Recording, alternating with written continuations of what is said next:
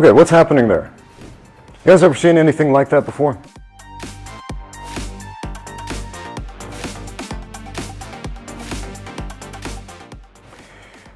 Now, I wouldn't recommend do what I did just then if you're a kid watching this at home thinking, oh cool, Ramsey just bounced a bunch of punches off his head. I'm going to do that too. I had a question the other day about Yilong. Somebody was watching an Yilong highlight reel. He's a famous kickboxer here in China, and he likes to do these Iron Head exhibitions in his fights where he lets the other guy kind of tee off a little bit just to show how tough he is, right? And people ask me, how is that physically possible? How does he just let the other guy throw these full power punches and not get knocked out? And the answer is very simple. He's bouncing the punches off his forehead instead of taking them on the chin or the soft parts of the face.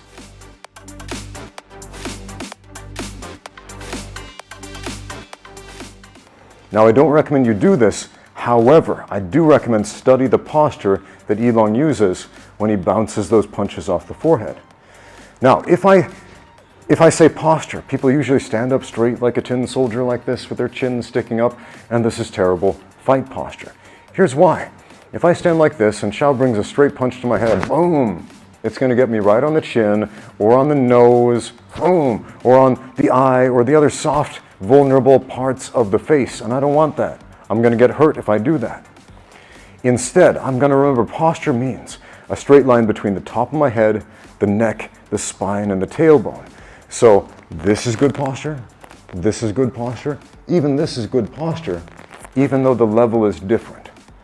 Okay? What's the same here though is I'm pointing my forehead at him. A lot of people say tuck the chin. I don't. And here's why. If you tuck the chin, this is going to squish my microphone a little bit, but bear with me. If I tuck the chin, it's going to constrict my breathing. It's going to break my posture in some weird ways and make this very difficult to fight and breathe correctly. So instead, I'm going to point my forehead forward. So when he throws that punch, now I can bounce it off my forehead instead of taking it on my face. Now imagine these are focus mitts. Here, throw a 1-2 right here. Again, 1-2, 1-2. Throw that jab up here, throw the jab, throw the jab. All right, now notice I'm actually putting my weight behind it. I'm slapping his punch as it comes in with the palm of my hand. Because if not, throw a really heavy punch, again, it's going to knock this hand back. Throw a cross right there, again, it's going to knock my hand back. So instead I put my weight behind it and I slap it.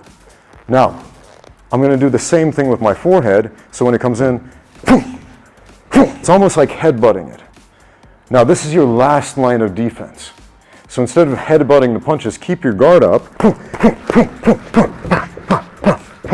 keep your hands up, right? So you can parry and counter, so you can, whatever type of guard it is, whether it's just keeping the hands up here, whether you're working a Philly shell, whether you're in like a English boxing stance or a Muay Thai stance or something like that, my forehead is always going to be pointed toward him in that same position.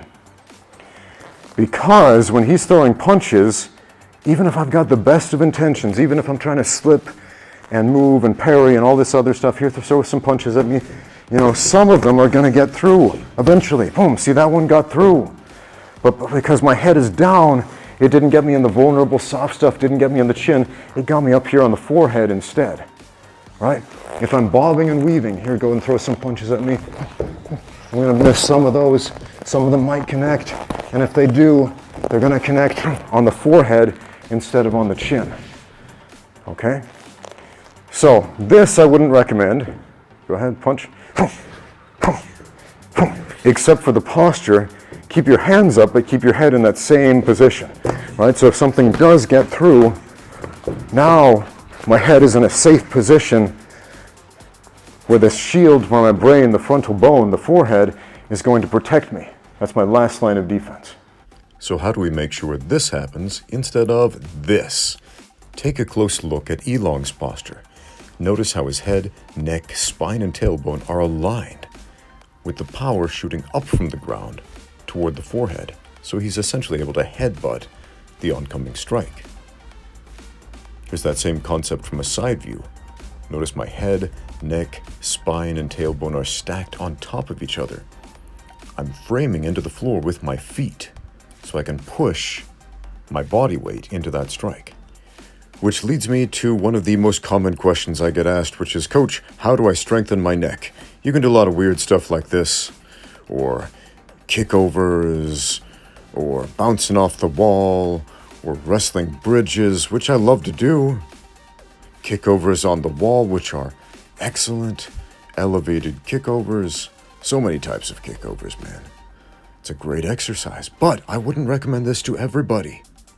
I wouldn't, especially if you have some type of neck injury.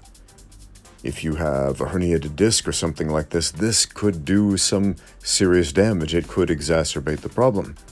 Now, in my case, that's not my situation, so I do these bridges constantly. Granbury Rules 2, very important maneuver. Bridging, kickovers, handstands, headstands, all of these athletic movements are great, but what I would recommend to everybody is program a lifting schedule, a basic lifting schedule of squats and deadlifts. The two most important postural exercises that you can do.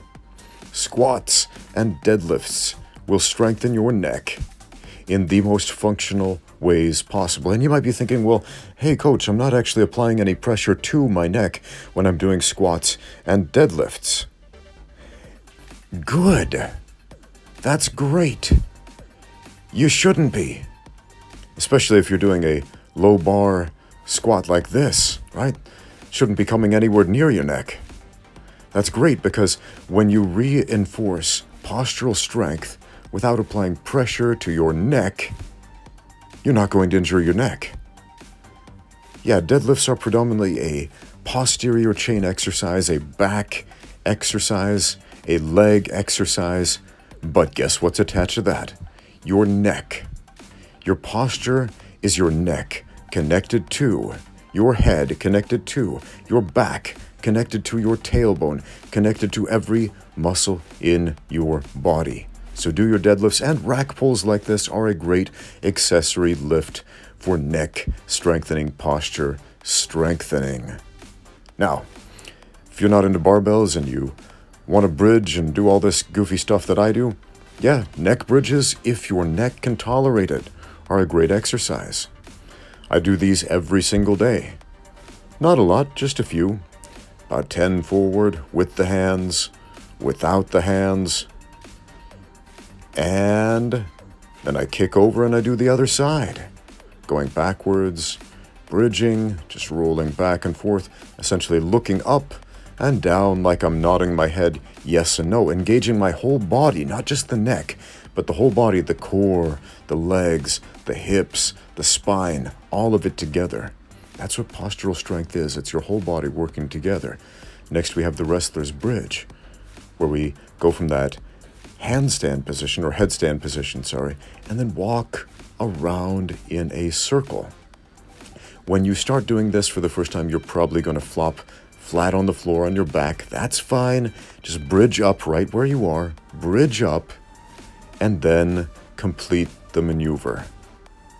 I like to add kickovers to wrestling bridges as well. Fantastic exercise, core strengthening exercise. But wait, there's more. Headstands. Everybody should learn to do headstands, in my opinion, if your neck can tolerate it. This teaches you to stack your vertebrae on top of each other in the most ergonomically correct way. Now, you can have an argument in the comments down below about whether or not sticking your hands down on the mat like this or the elbows down is more secure or safer. I don't care. As long as you're not aggravating injuries, you're good.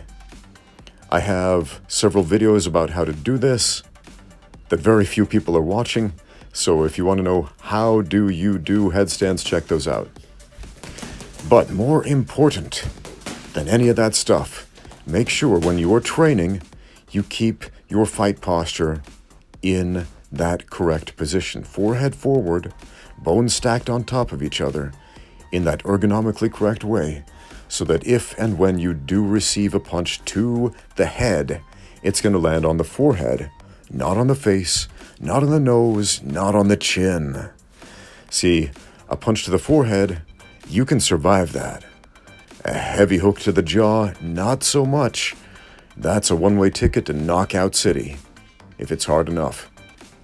So whether your focus is hand fighting, parrying, blocking, head movement, etc., make sure that you always consciously make it a habit to keep your head in that position, to keep your posture unbroken constantly throughout your sparring, throughout your bag work, throughout your shadow boxing, when you bob and weave. No matter what you're doing, if it's a combative movement, do it. Thanks for watching. Now get out there and train.